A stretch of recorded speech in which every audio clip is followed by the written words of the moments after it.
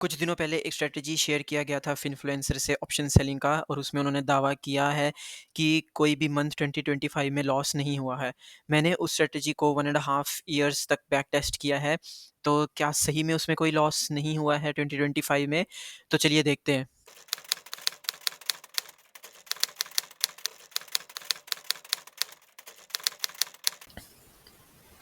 Hello friends, तो time waste ना करते हुए डायरेक्ट चलते हैं बैक टेस्टिंग पे।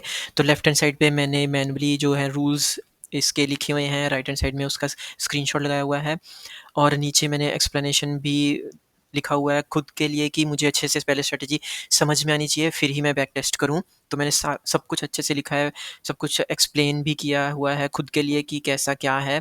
और मैंने यहाँ पे थोड़ा सा छोटा सा फॉर्मूला लगाया था कि हमें कौन से स्ट्राइक प्राइजेस लेने हैं। तो ये सब चीज़ें आप वहाँ जाके वीडियो में देख सकते हो। तो हमें बैक टेस्टिंग का रिजल्ट देखना है। तो मैंने अक्टूबर से शुरू किया, यानी कि करंट मंथ से। तो अक्टूबर के रिजल्ट्स मुझे पॉजिटिव ही लग रहे हैं। इनफैक्ट 4-5 मंथ्स तक के जो रिज़ल्ट्स हैं वो मुझे पॉज़िटिव ही लग रहे हैं। लेकिन उससे पहले जैसे अगर मैं देखूँ मई मंथ, फिर अप्रैल मंथ का देखूँ, जिसमें हम क्या कर रहे हैं कि एक्सपायरी हम नेक्स्ट मंथ की ले रहे हैं, एंट्री हम उससे पहले वाले मंथ में कर रहे हैं, वो भी मंथ की लास्ट एक्सपायरी से 1 हफ़्ते पहले, जो लास्ट फ्राइडे है, एक्सपायरी से पहले वाला फ्राइडे, तो वहाँ पे एंट्री कर रहे हैं। तो मुझे ये वाला जो है मेन 21 मार्च की एंट्री वाला, इसका मुझे था सबसे ज़्यादा। मैंने जो अच्छे से मैंने मैच अप भी किया था। तो इस केस में उन्होंने जो है एक्सपायरी है वो लास्ट मंथ वाली नहीं ली हुई है, उन्होंने उससे पहले की एक्सपायरी ली हुई है, आई थिंक, क्योंकि उसमें लिक्विडिटी नहीं थी इसीलिए। तो अगर हम देखें यहाँ पे मैंने, जैसे कि आपको दिख रहा होगा कि जो स्ट्राइक प्राइजेस हैं सेम वही स्ट्राइक प्राइजेस ही मैंने सेलेक्ट किए हुए हैं। 22,900, 22,700 पीई, 22,900, 22,700। सिर्फ डिफरेंस ये है कि मैंने लॉट जो है वो एक ही लिए हुए हैं। मल्टीप्लायर जो है 1 है, उनके उसमें मल्टीप्लायर जो है 3 है। अगर आप 3 से मल्टीप्लाई करोगे इन सबको तो सेम ही क्वांटिटी आ जाएगा, तो उससे कोई फ़र्क नहीं पड़ता। मेन जो मोटो है वो ये है कि अगर आपने देखा हो वीडियो में, तो वो 2 आवर्स का टाइम फ्रेम फॉरवर्ड कर रहे थे। लेकिन उन 2 आवर्स में क्या हो रहा है वो हमें नहीं पता चल रहा है। तो उसी वज़ह से मुझे थोड़ा-सा डाउट हो रहा था। मैंने इस स्ट्रैटेजी को टेस्ट किया। फिर जब मैंने इसको 15 मिनट्स में टेस्ट करना शुरू किया तो मुझे क्लियर पिक्चर समझ में आई, जैसे कि 15 मिनट्स आप यहाँ पे देख रहे हो। इसीलिए इस मंथ में जो है वो हमें लॉस है। अगर 2 आवर्स में आप करोगे तो आपको 2 आवर्स के बीच में क्या हो रहा है वो तो दिख ही नहीं रहा है। तो एक्चुअल प्राइस कहाँ है करंट टाइम पे, वो हमें नहीं पता चल रहा है। तो लॉस तो पहले ही आ जाएगा, वो 2 आवर के बीच में लॉस आ जाएगा, तो हमें पता ही नहीं चलेगा। तो इस अगर आप 2-2 घंटे का करोगे और भूल जाओगे तो फिर हो सकता है लॉस बड़ा भी हो जाए। तो फिर इस केस में हमें लॉस हुआ था। फिर उससे पहले तो मोस्टली प्रॉफ़िट ही है। तो 2025 में 2 मंथ्स में लॉस है। लेकिन जैसे कि वो कह रहे थे कि अ, पूरा का पूरा ही प्रॉफ़िट है 2025, तो ऐसा नहीं है बिल्कुल भी। तो इसलिए मैं ये कहता हूँ कि कभी भी कोई भी इन्फ्लुएंसर को आप ब्लाइंडली मत फॉलो करो। इन्फ्लुएंसर्स अपनी स्ट्रैटेजी शेयर करते हैं जो कि बहुत ही मोटिवेशनल है हम रिटेलर्स के लिए, लेकिन उनको ब्लाइंडली फॉलो करना इज़ नॉट राइट। आपको उनकी स्ट्रैटेजी को बैक टेस्ट करना ही चाहिए, even smaller time time frame में, क्योंकि उसी में ही आपको एग्जैक्ट आपकी साइकोलॉजी आपको समझ में आएगी।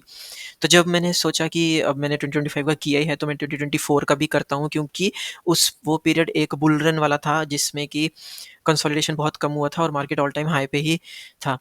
तो उसमें जब मैंने टेस्ट किया तो इसमें मुझे एटलीस्ट 1 2 3 4 5 मंथ्स में तो मुझे लॉस जो है वो दिखा है। और अगर आप टोटल देखें तो यहाँ पे 9886 आ रहा है, लेकिन एक्चुअली ये 9886 से नहीं होगा प्रॉफिट जो सम करके आ रहा है, क्योंकि यहाँ पे अप्रैल मंथ से जो है लॉट साइज़ कम हो गए थे, इसीलिए आपको लॉस कम दिख रहा है। उसी हिसाब से इनिशियल कैपिटल भी कम ही दिख रहा है। तो इस 2024 में जब एक्चुअल मैंने निकाला, अगर हम बराबर के लॉट साइज़ लेके चलते तो नो प्रॉफिट और नो लॉस ही है, मतलब कि कुछ प्रॉफिट नहीं हुआ है 2024 में। और बीच में मैंने जब टेस्ट करा था तो मुझे बहुत सारी चीज़ें ये भी समझ में आई कि बहुत सारे केसेस ऐसे भी थे, जैसे कुछ केसेस मैंने यहाँ पे मेंशन भी किए हैं, ये 1 2 3, जहाँ पे कि लिक्विडिटी का इशू आ रहा था क्योंकि बहुत दूर के स्ट्राइक प्राइसेस हैं, तो लिक्विडिटी का भी इशू आ रहा था। और लिक्विडिटी अगर सिलेक्ट भी हो रहा था तो ये स्टॉक मॉक बीच में ऐसा भी दिखा रहा था कि ब्लैंक स्क्रीन भी दिखा रहा था कि यहाँ पे लिक्विडिटी नहीं है, तो वो उसको फॉरवर्ड कर रहा था टाइम पीरियड को, कि जहाँ लिक्विडिटी नहीं है उसका पीरियड को ही वो फॉरवर्ड कर रहा था ऑटोमेटिकली।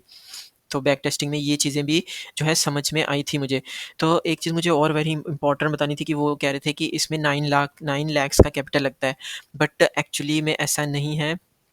अगर आप एक लॉट के साथ भी काम करोगे तो आपको एटलीस्ट 6 टू 6.5 लैक्स आपके ट्रेडिंग अकाउंट में होना चाहिए, क्योंकि अभी मार्जिन नहीं मिलता है तो स्पैन मार्जिन भी मेंटेन करके चलना पड़ता है। तो वो भी मैंने चेक किया था ज़ेरोधा में डाल के। अगर आप देखो, ये सिर्फ एक लॉट का ही है और उसमें एक्चुअल जो है वो मार्जिन चाहिए 3 ही, जो जैसे कि मैं यहाँ पे दिखा रहा था 3 लाख समथिंग। तो एक्चुअल मार्जिन तो 3 ही चाहिए, लेकिन आपके अकाउंट में 6 समथिंग होना चाहिए, अदरवाइज़ नहीं तो वो ट्रेड लेने ही नहीं देगा। वो 3 के हिसाब से ट्रेड ले लेंगे और बाकी के ट्रेड लगेंगे ही नहीं। तो आपकी स्ट्रैटेजी पूरी उलट-पुलट हो जाएगी और जब नेक्स्ट डे आएँगे, जब वॉलेटिलिटी बढ़ेगी तो ये रिक्वायर्ड मार्जिन और भी बढ़ जाएगा। तो आपको मैसेजेस आने भी शुरू हो जाएँगे कि आप इतना पैसा मेंटेन करके रखिए, नहीं तो आपकी पोज़ीशंस कट जाएँगी। तो वो 9 लाख वाली चीज़ भी मुझे इनकम्प्लीट लगी। उन्होंने पूरा नहीं बताया कि जो स्पैन मार्जिन होता है, वो भी चाहिए होता है। सिर्फ़ 9 लाख से 3 लॉट्स से नहीं हो सकते। तो एक चीज़ ये थी, और 2025 में 100% प्रॉफ़िट नहीं है, लॉसेस हैं, आपको खुद जाके चेक करना चाहिए।